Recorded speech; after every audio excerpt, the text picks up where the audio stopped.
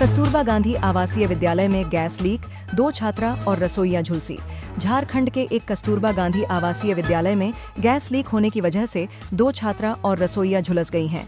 Gas leak की वजह लगी आग में झुलसी दोनों छात्राएं 11वीं में पढ़ती हैं।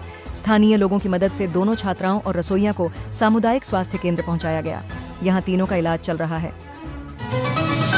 एक लड़की से तय कर ली शादी, फिर दूसरी से कर बैठा प्यार। अब लड़के ने लिया अंतिम फैसला। धनबाद के टुंडी में एक युवक ने शादी तय होने के बाद भी दूसरी लड़की को घर में लाकर रखा और अब उससे शादी करने से इनकार कर दिया है। इससे पहली लड़की के परिवार ने युवक के घर पर हंगामा किया, लेकिन युवक ने दूसरी लड़की से शादी करने से मना कर दिया। इसके बाद हंगामा मच गया। फिर लड़के को फैसला लेना पड़ा। थाने में दोनों लड़कियों ने जमकर हंगामा किया। दुबई के रास्ते पाकिस्तान से जमशेदपुर पहुंची शीर खुरमा सेवई। ईद में बढ़ गए दाम। ईद के लिए सेवई की खरीदारी शुरू हो गई है। इस बार खास तरह की सेवाएं के साथ पाकिस्तान से आई शीर खुरमा सेवई की खूब मांग है। ईद के लिए तरह तरह की सेवई का बाजार सज गया है।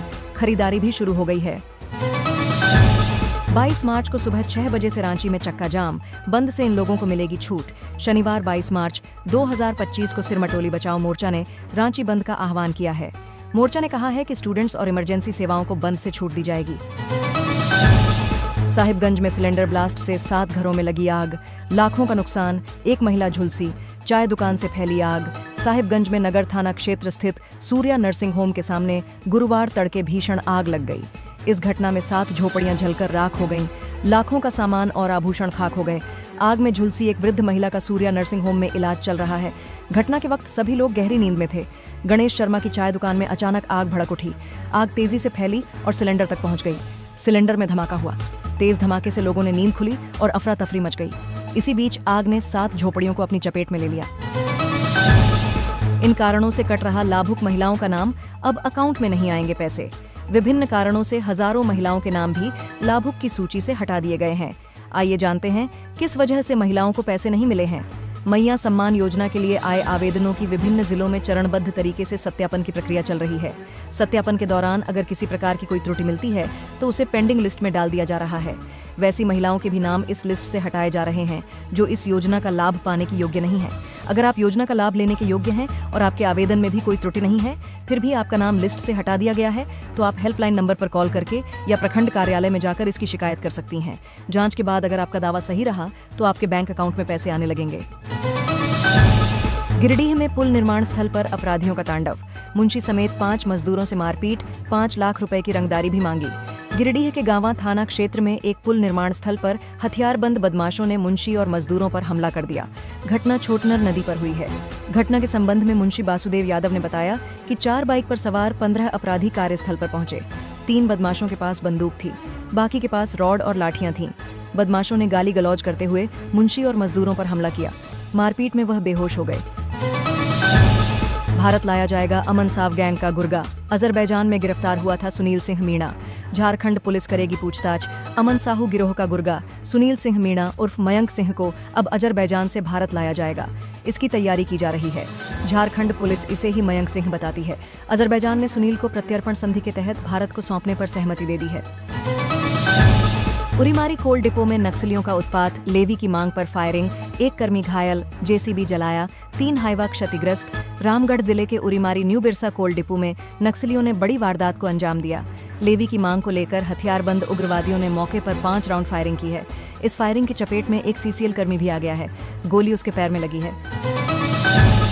बीजेपी विधायक ने की एक गलती और आग बबूला हो गए स्पीकर, दे दी चेतावनी। बीजेपी विधायक शशिभूषण मेहता ने शून्यकाल के दौरान स्पीकर से नाराज होकर प्रश्न का कागज फाड़ दिया। इसके साथ ही उन्होंने स्पीकर पर पक्षपात का आरोप भी लगाया। वहीं बीजेपी विधायक द्वारा पेज फाड़ने पर स्पीकर भी नाराज हो गए। उन्होंने कहा कि अनुशासनहीनता बर्दाश्त नहीं की जाएगी। आसन को कमजोर नहीं समझें। संसदीय कार्यमंत्री ने भी इस मामले में अपनी प्रतिक्रिया दी। स्वर्ण रेखा एक्सप्रेस अब और फास्ट हो जाएगी। खास सुविधाओं के लिए होने जा रहा बड़ा बदलाव। धनबाद से टाटा जाने वाले यात्रियों के लिए अच्छी खबर है। रेलवे ने स्वर्ण रेखा एक्सप्रेस को एलएचबी रैक से चलाने की घोषणा की है। 25 मई से यह ट्रेन एलएचबी रैक से चलेगी, जिसमें जनरल सेकंड सीटिंग और एसी चेयर कार का कोच भी होगा। इस बदलाव की मांग यात्रियों के द्वारा लंबे समय से की जा रही थी। 1 जुलाई 1993 को पटरी पर उतरी थी ट्रेन। 32 साल बाद अब धनबाद से टाटा के बीच आरामदायक सफर। क्या बिरसा मुंडा की धरती को औरंगजेब की धरती बनाना चाहते हैं हेमंत सोरेन? बीजेपी ने जेएमएम पर साधा निशाना।